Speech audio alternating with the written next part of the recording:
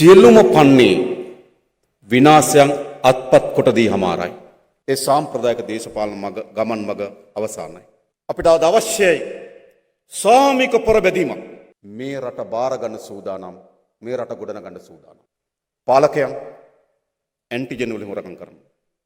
පාලකයන් නිරෝධායනෙන් හොරකම් කරනවා. චිත්‍රය ඇඳපු දරුවෝ විශාල බලාපොරොත්තු සහිත පාරේ චිත්‍රය ඇඳ රට ගොඩනගන්න. මහා රටක් අත්පත් කරගන්න මහා ජාතික ධනෙ සාධාරණ බෙදෙන්න ඕන.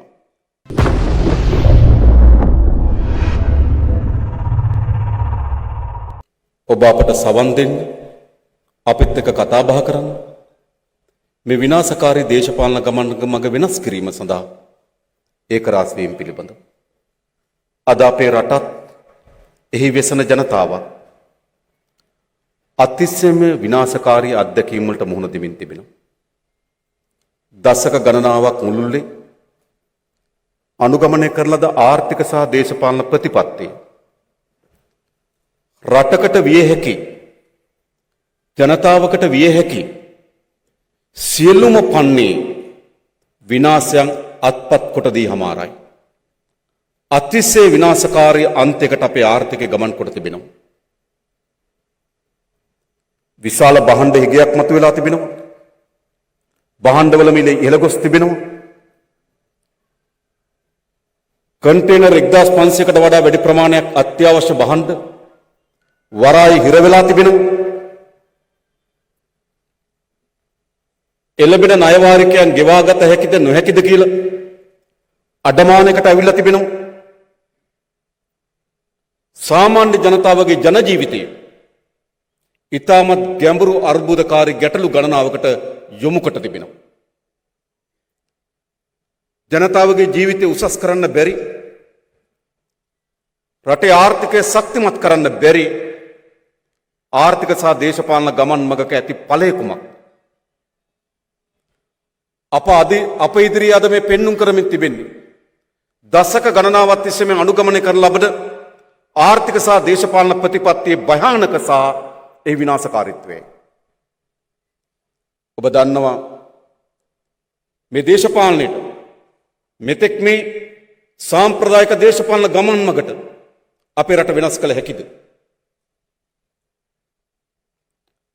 අප තමන්ගේ අත්දැකීම් තුලිනුත් තමන්ගේ ජීවිත තුලිනුත් අද සපත කොට අපිට ඔප්පු කොට හමාරයි. මේ පැරණි සාම්ප්‍රදායික දේශපාලන ගමන් මගට අපේ රට ඉදිරියට ගෙන යන හැකි බව. කාට හෝ කුඩා හෝ විශ්වාසයක් තිබේද? යලි පැරණි අසාර්ථක එම සාම්ප්‍රදායික දේශපාලන ගමන් මග තවදුරටත් ඉදිරියට ගෙන යාමෙන් අපේ රට අඟලක් හෝ ඉදිරියට යාවි කියලා ඔබ විශ්වාස කරනවා. විශ්වාස කළ යුතුද? අපිට ඇති තරමට අත්දැකීම් වලින් අපේ රටටත් අපේ ජනතාවටත් ඔප්පු කොට හමාරයි. ඒ සාම්ප්‍රදායික දේශපාලන ගමන් මග අවසానයි. හැබැයි මේ ව්‍යසනයට පත් වුණේ කුමක් විසින්ද?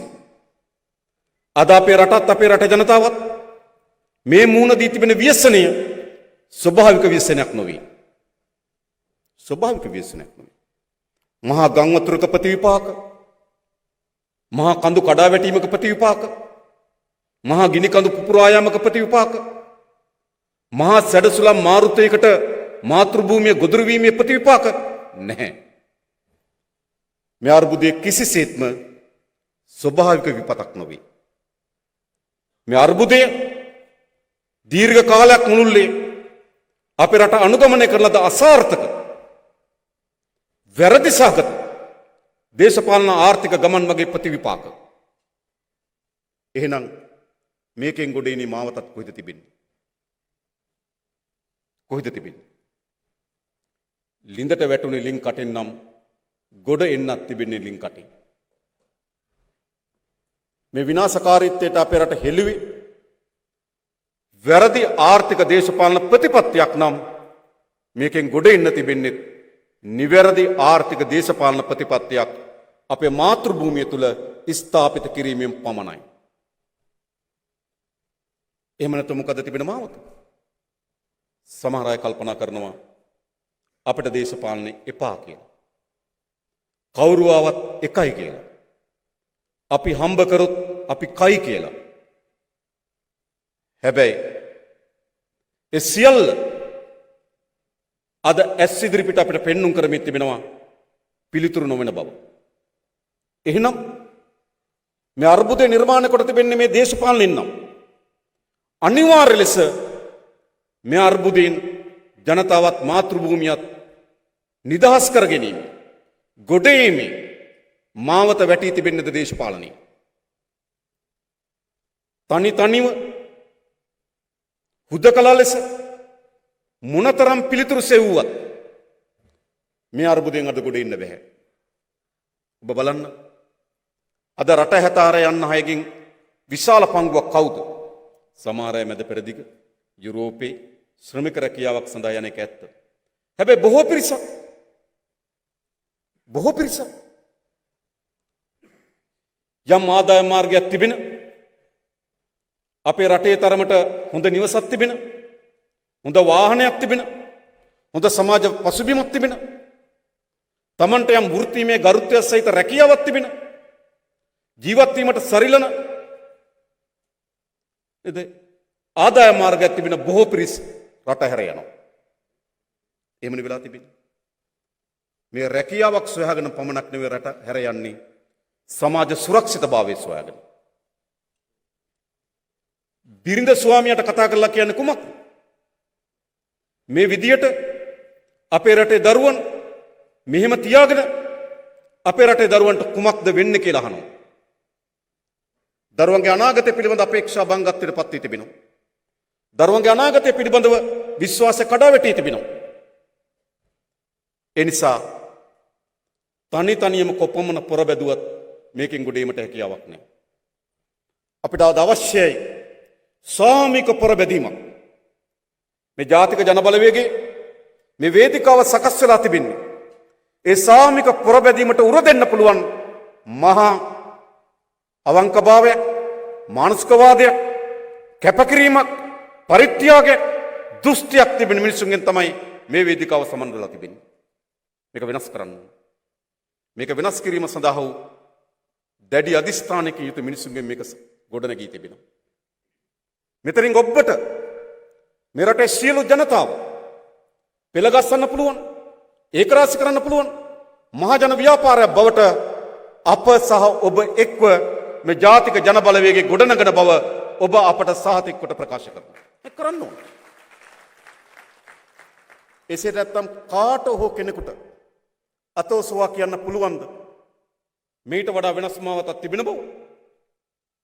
පැරණි සාම්ප්‍රදායික දේශපාලන ගමන් මගේම යා යුතු බව හැම කෙනාගේම හදවත තට්ටු කරලා අහන්න. හැම කෙනාගේම තමගේ අත්දැකීම් වලට තට්ටු කරලා අහන්න. හැම කෙනාටම ඕනෑවට වඩා වැඩියෙන් ඒත්තු වෙනවා මේ විනාශකාරී දේශපාලන ගමන් මගින් අපේ රට වෙනස් කළ යුතු බව. අපි සාමූහික ප්‍රයත්නයක යෙදෙමු. අපේ රටත් අපේ රටේ ජනතාවත් මේට වඩා සංවර්ධනයක් වූ රටක, අපේක්ෂාවන් පිරුණු රටක සහෝදරත්වයෙන් සමගියෙන් ජීවත් වීම සඳහා අවශ්‍ය වෙන ව්‍යාපාරය ගොඩනගමු. ඒ සඳහා සහතික වශයෙන් අපි බලය අත්පත් කරගමු. අපි එකක් කියන්නේ ලෑස්ති. අපි සූදානම් මේ රට බාර ගන්න. ඒ වගේම අපි සූදානම් මේ රට හදන්න. ඒ පිළිබඳ අවංක සත් උවමනාවක් තිබෙනවා අපිට. මේ වේදිකාවේ ඉන්න කිසිවෙක්, මෙතෙන්ට සහභාගී වී ඉන්න ඔබ කිසිවෙක් තනි පෞද්ගලික උවමනාවක් මත මෙතෙන් සහභාගී වුණා නෙවෙයි. අපි හැම කෙනාම එකට ගැටගසන හූයක් තිබෙනවා. අපි හැම කෙනාම එකට ගැටගසන දම්වැලක් තිබෙනවා. ඒ දම්වැල තමයි මේ රට බාර ගන්න සූදානම්, මේ රට ගොඩනගන්න සූදානම්. මේ මෙසේ විනාශයට පත් වී කඩාවැටීමට භාජනය විය යුතු රටක් නොවේ මේ රට ගොඩනැගිය හැකි. මොකද කළ යුතු වන්නේ? කරුණු ගණනාව සම්පූර්ණ කරන්න. එක මේ රට මෙවැනි විශාල ව්‍යසනකට පත් කිරීමේ ප්‍රධාන සාධකයක් අතිශය දූෂිත දේශපාලනය. කොවිඩ් වසංගත තත්ත්වයේ මිනිසුන් මරණය අභ්‍යස සිටියදී තමන්ගේ එලිපත්තට කුමන වෙලාවේ මරණය ගලා එවිද කියලා බයෙන් දරුමල්ලන් එක්ක නිවස ඇතුළේ හුදකලා වෙලා සිටියදී පාලකයන් ඇන්ටිජන් වලින් හොරකම් කරනවා. පාලකයන් නිරෝධායනෙන් හොරකම් කරනවා. පාලකයන් විදේශගත ශ්‍රී ලාංකිකයන් ගෙන්වීම හොරකම් කරනවා. පාලකයන් නිරෝධායන කඳවුරේ ලබා දෙන ලද ආහාර වේලක හොරකම් කරනවා. ඒ පාලකයන් රටක් හදයිද? ඈත ගොවිබිම් වල ජනතාව තමන් පරම්පරා ගණනාවක් තිස්සේ යලමහ දෙකන්න වගා කරපු කුස්කර්මාන්තේ අවශ්‍ය යෙදුම් නැතුව වගා කරනවද නැද්ද කියලා දෙගිඩියවෙන පාරට බැහැලා තමන්ට වගා කිරීම සඳහා අවශ්‍ය වෙන යෙදුම් ලබා දෙන්න කියලා කෑ ගහනකොට ගොවියන් තමන්ගේ වියලමින් තිබෙන ගොවිබිම දෙස බලා හූල්ලමින් ඉන්නකොට පාලකයා නැනෝ පොහොර වලින් ගහනවා. පාලකයා චීන පොහොර වලින් ගහනවා. මේම පාලක රටක් හදයිද? නැහැ. මේ රට මෙතරම් අර්බුදයකට ප්‍රපාතයකට හැලීම සඳහා ප්‍රධාන සාධකයක් මේ දූෂිත දේශපාලනය. අපේ හිටපු විගණකාධිපතිතුමා ඉන්නේ. එතුමා ඕනෑවටත් වඩා වැඩියෙන් විගණනය කරලා ඇති මේ දූෂණයේ බර සහ ප්‍රමාණය. කෝප් කමිටුවේ හිටපු සභාපති අපේ හඳුන්වන සහෝදරයෙක් ඉන්නවා. ඒ වසර කීපය තුල මේ දූෂණය වෙලාගෙන තිබෙන ප්‍රමාණය පිළිබඳව ඇතිතරම් දත්ත තොරතුරු ඉදිරිපත් කොට තිබෙනවා. ඔබ කිසියෙක් කෝ කල්පනා කරනවද මේ දූෂිත දේශපාලනයත් එක්ක අපේ රට ගොඩනගිය හැකි කියලා? දූෂණය කියලා කියන්නේ ඒ වෙලාවේ සිද්ධ වෙන අල්ලස පමණක් නොවේ. ඒ දූෂණය විසින් ඇති කරන ලදම ව්‍යාපෘතිය අපිට බරව කකුලක් වගේ බරයි. මත්තල ගුවන්තොටුපොළ බරව කකුලක් වගේ බරයි. දූෂිතභාවය කියන්නේ ඒ මොහොතේ සිද්ධ වෙන අල්ලස පමණක් නොවේ. දූෂිතභාවය විසින් දිගු කාලීන ආර්ථිකයට කර තිබෙන බලපෑම අතිශය විශාලයි. මොනතරම්ද කියනවනම් හිටපු විගණකාධිපතිතුමා කිව්වා රටේ ණය ප්‍රමාණය ට්‍රිලියන 11යි වත්කම් තියෙන ට්‍රිලියන 1.8යි කියලා. අපි සාමාන්‍යයෙන් හිතුවේ දූෂිතභාවය 10%යි කියලා. ඒ සංඛ්‍යා දත්ත අනුව ඉදි කරලා තිබෙන 10%යි. අද මහා දැවැන්ත ණය කන්දක අපේ රට හිර වී තිබෙනවා. 1950 දී රුපියල් බිලියනයක් වූ ණය පංගුව රුපියල් කෝටි 100ක් වූ ණය පංගුව මේ අප්‍රේල් මාසේ 30 වෙනිදා වෙනකොට අපේ ණය පංගුව රුපියල් කෝටි 16,30,000ක් වී තිබෙනවා. පාලනය කරපු පාලකයන්ට පෙන්වන්න පුළුවන්ද මේ රට විශාල ණය කන්දක හිර කරලා ගන්නලද ණය වලින් ගොඩනගපු දේ අපිට පෙන්වන්න? කිසිවිට උන්ට පෙන්වන්න බෑ. ඒ නිසා මේ රට ගොඩනගනවා නම් සහාතික වශයෙන් අවශ්‍යයි මොකද්ද? දූෂිත දේශපාලන වෙනුවට අදූෂිත දේශපාලනය. ඒකල හැක්කේ කාටද? මේ රටේ අදූෂිතව දේශපාලන ව්‍යාපාරය තමයි ජාතික ජනබලවේගය. අපි මේ රට දූෂණභාවයෙන් මුදවා ගන්නවා. මේ දූෂිතභාවයෙන් මුදවා ගන්නවා. ඒ විතරක් නෙවෙයි. බොහෝ ජනතාව අපේක්ෂා කරනවා මේ දූෂණයට පරීක්ෂා කළ යුතු බවත් මේ දූෂණයට දඬුවම් ලබා දිය යුතු බවත් ඒ දීපල යලි පවරා ගත යුතු බවත් සහතික වශයෙන් ඒ කල හැකි වන්නේ ජාතික ජනබලවේගයේ පාලනයකට පමණයි. අපි ඒක කරනවා. එහෙම නැත්නම් මේ රට හදන්න බෑ. දෙක, මේ රට ගොඩනැගීම සඳහා සාමූහික ප්‍රයත්නයක් අවශ්‍යයි. මේ රට ගොඩනැගී හැකි වන්නේ පාලන බලය අරගෙන ඔහේ ඇඳි පුටුවක වාඩි වෙලා කකුල් දෙක සොලවා සිටීමෙන් නෙවෙයි. මොකද එහෙම ගොඩ ගන්න පුළුවන් රටක් නෙවෙයි මේක. ආර්ථික සමාජීය වශයෙන් විශාල ලෙස බිඳවැටුණු රාජ්‍යයක් ගොඩනැගී හැකි වන්නේ සාමික ප්‍රයත්නයකින්. මොනතරම් අපේ රටේ ජනතාව තනි පුද්ගලයන් පස්සේ දුවගෙන ගියාද? දියසෙන් කුමාරය හොයාගෙන කොච්චර ගියාද? තනි තනි පුද්ගලයන්ට මේ රට ගොඩ ගන්න බෑ. අපි හැමදාමත් කියනවා රටක් ගොඩනැගීම තනි පුද්ගලයෙකුගේ ඉන්ද්‍රජාලික ක්‍රියාවක් නොවේ. රටක් ගොඩනැගීම සාමූහික ප්‍රයත්නයක්. සාමූහික ප්‍රයත්නයක්. හැබැයි ඒ සාමූහික ප්‍රයත්න ලබා දිය හැක්කේ කෙසේද?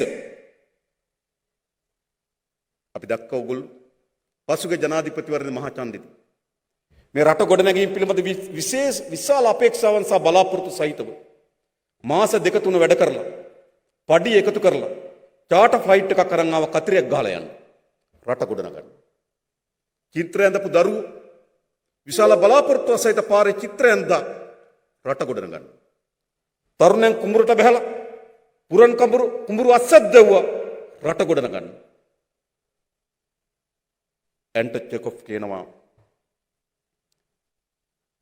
මිනිසා වඩාත් හොඳ මිනිසෙක් කළ හැකි වන්නේ ඔහුගේ යථා තත්ත්වය ඔහුට පෙන්눔 කිරීමෙන් කියලා. මිනිසා ස්වභාවිකව හොරෙක් නෙවෙයි. මිනිසා ස්වභාවිකව දූෂිතෙක් නෙවෙයි. මිනිසා ස්වභාවිකව පීඩකෙක් නෙවෙයි. මිනිසා ස්වභාවිකව සෞම්‍යයි. මිනිසා ස්වභාවිකව අපේක්ෂා සහගතයි. මිනිසා ස්වභාවිකව ප්‍රභාස්වරයි. හැබැයි ඒ මිනිසා මේ ව්‍යසනට අද දැම්මේ කවුද? තනි පෞද්ගලික පරමාර්ථම් වෙනින් දුවන සමාජය. ඒ සමාජය තුලේ මිනිසා දූෂිතයි. ඒ සමාජය තුලේ මිනිසා වංචනිකයි. ඒ සමාජය තුලේ මිනිසා පීඩකයි. එහෙනම් අපි කරන්න ඕන මිනිසාගේ යථා ස්වභාවය තව තවත් මිනිසාට ඒත්තු ගැන්වීම. එයයි සමාජයේ සාමූහික කිරීමේ පදනම. අප විශ්වාස කරනවා මේ සමාජයේ සාමූහික කළ හැකි. සාමූහික කළ හැකි වන්නේ දේශපාලන උඩුමහලේ සිට බිමට බහින්න ඕන. අද අපේ රටේ දේශපාලන කියලා කියන්නේ අතිශය වරප්‍රසාදලා තනතුරක්. ඔව් අපේ රටේ නීතියට යටත් නැහැ. නීතියට යටත්? නීතියට යටත් නැහැ. අසල්වැසි රටවල් ගණනාවක අගමැතිවරු හිරේ ගියා. හැබැයි අපේ රටේ කවුරුත් හිරේ යන්නේ නේ. එයි මේ දේශපාලකයන් නීතියට යටත් නැහැ. මේ දේශපාලකයෝ අතිශය දූෂිතයි. මේ දේශපාලකයෝ අතිශය වරප්‍රසාදල පුරවැසියෝ. එනිසා මේ දේශපාලකයා උඩුමහලේ සිට බිමට බස්සන්න ඕන. බස්සලා පොදු ජනයාත් එක්ක උරෙන් උර ගැටි සමානව ඉඳගෙන සම කොටස්කරුවන් ලෙස මේ සමාජය ගොඩනගන ක්‍රියාකාරකයෙක් බවට පත් කරන්න ඕන. එහෙම නැතුව දේශපාලකයා උඩුමහලේ ඉඳලා පුරවැසියන්ට කියන්න බෑ සාමූහික වෙමු කියලා. දේශපාලන වරප්‍රසාදල තනතුරක් වෙලා දේශපාලන නීතියට වඩා උඩින් ඉන්න තනතුරක් වෙලා රට ගොඩනගමු කියන්න බෑ. රට ගොඩනැගිය හැකි වන්නේ අපි හැමදෙනාම දේශපාලකයෙක් හැටියට මට පැවරී තිබෙන කාර්යභාරය, වෘත්තිකයෙක් හැටියට ඔබට පැවරී තිබෙන කාර්යභාරය, ව්‍යවසායකයෙක් හැටියට ඔබට පැවරී තිබෙන කාර්යභාරය, ගොවිතැනේ යෙදෙන ගොවි ජනතාව, දීවර රස්සාවේ යෙදෙන දීවරය, තරුණ ව්‍යවසායකය ඔවුන්ට පැවරී තිබෙන කාර්යභාරය සාමික යොදවන්න ඕන. එසේ නැතුව උඩ ඉන්න වරප්‍රසාදලත් තනතුරක් නෙවෙයි දේශපාලනය. නිසා එතනින් බිමට බස්සන්න ඕන. ගොඩක් ඒවා පිය නැති කරන්න ඕන. විශ්‍රාම වැටු, ඇමතුරුන්ගේ නිල නිවාස නේද? හිටපු ජනාධිපතිතුරු බලා ගන්න එක, හිටපු ජනාධිපතිතුරුගේ මන්දිර සියල්ල අවලංගු කරන්න ඕන. අහෝසි කරන්න ඕන. අහෝසි කළා දේශපාලනය පුරවැසියන් එක සමාන ලෙස හිට ගනිමින් උරෙන් නුර ගැටමින් මේ රට ගොඩනැගීම සඳහා ප්‍රයත්නයක් දරන වෙහෙසන ව්‍යායාමයක් බවට පත් කරන්න ඕන මේ රටේ දේශපාලනය. විශේෂයෙන් අපි අපේ රටේ ආර්ථික දේහි වෙනස්කම් වලට භාජනය කරනු ලබන්නේ ප්‍රධාන අරමුණු තුනක් පෙරදරි කරගෙන. ආර්ථික දේහය අපි ඇති කරන පරිවර්තනය, ආර්ථික සඳහා අපි ගොඩනගන මූලික ප්‍රතිපත්ති කවරක් ඉලක්ක කරගෙන අපි ගොඩනගනවාද? 1. අපේ රටේ ජාතික නිෂ්පාදන ඉහළ දැන්වීම හා ලෝක වෙළඳපොලේ භාණ්ඩ හා සේවාවන්ගේ සාධාරණ පංගුවක් අත්පත් කර ගැනීම. අපේ රටේ ජාතික නිෂ්පාදනයේ මුළුමනින්ම කඩා වැටී තිබෙන්නේ. ඒ නිසා තමයි කන්ටේනර් ටික වරාය හිර වෙනකොට කඩේ ලුණු නැතුව යන්නේ. කන්ටේනර් ටික වරාය හිර වෙනකොට කඩේ කිරි පැකට් නැතුව යන්නේ. කන්ටේනර් ටික වරාය හිර වෙනකොට සීනි ටික නැතුව යන්නේ. එයි නිෂ්පාදනය කඩා වැටුණු රටක්. ඒ නිසා අපේ ආර්ථිකය දැක්මේ ජාතික නිෂ්පාදන ඉහළ දැමීම සහ ලෝක වෙළඳපොලේ භාණ්ඩ හා සේවාවන්ගෙන් පංගුවක් අත්පත් කර ගැනීම. 2. ජනතාව මේ ආර්ථිකයට හවුල් කර ගැනීම. අද මේ විශාල පංගුවක් ජනතාව මේ ආර්ථිකයෙන් පිටමං කරලා තිබෙන්නේ. මේ ආර්ථික ක්‍රියාවලියට සම්බන්ධ නැහැ. ඔවුන් මිනිස් දූවිලි. ආර්ථිකයත් එක්ක සම්බන්ධ නොවුණු ජන ජීවිතය. ආර්ථිකයත් එක්ක සම්බන්ධ නොවුණු ශ්‍රමිකයෙක්. ආර්ථිකයත් එක්ක සම්බන්ධ නොවුණු පුරවැසියෙක් පළක් නැහැ. මේ ආර්ථිකයට ජනතාව සම්බන්ධ වෙන්න ඕන. අදත් අපේ රටේ මුළු ජාතික නිෂ්පාදනයේ 38ක් දෙන්නේ බස්නාහිර පළාත. 5% දෙන්නේ උතුරු මැද පළාත. උතුරු මැද පළාත රටේ ජාතික නිෂ්පාදනයේට 5.5ක දායකත්වය සපයන. බස්නාහිර පළාත ජාතික නිෂ්පාදනයේ 38ක දායකත්වය සපයනවා. ඒකෙන් කියන්නේ කුමක්ද? ආර්ථිකය ප්‍රසාරණය වෙලා නැහැ. ආර්ථික පැතිරිලා නැහැ. ජනතාව ආර්ථිකයට සමාන්කාරව සම්බන්ධ වෙලා නැහැ. ඒ නිසා අපි ආර්ථිකයේ දෙවනි ඉලක්කය ජනතාව ආර්ථිකයේ සක්‍රිය ක්‍රියාකරුවන් සහ කොටස්කරුවන් බවට පත් කිරීම සඳහා ආර්ථික ප්‍රසාරණය. 3 වෙනුව මහා රටක් අත්පත් කරගන්න මහා ජාතික ධනෙ සාධාරණව බෙදෙන්න ඕන. සාධාරණව බෙදෙන්න ඕන.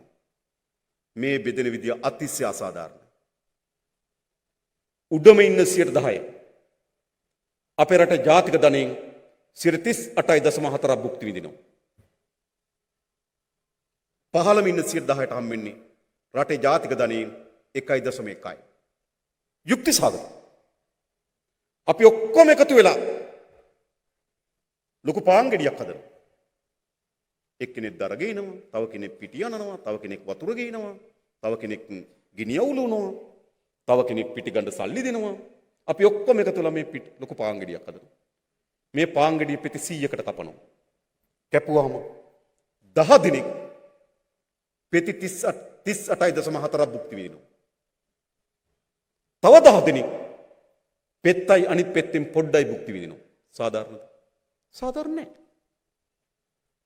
ආර්ථික වර්ධනයක් අත්පත් කරගන්නවා වගේම ආර්ථික ප්‍රසාරණයක් අත්පත් කරගන්නවා වගේම ආර්ථික සාධාරණ බෙදිය යුතුයි.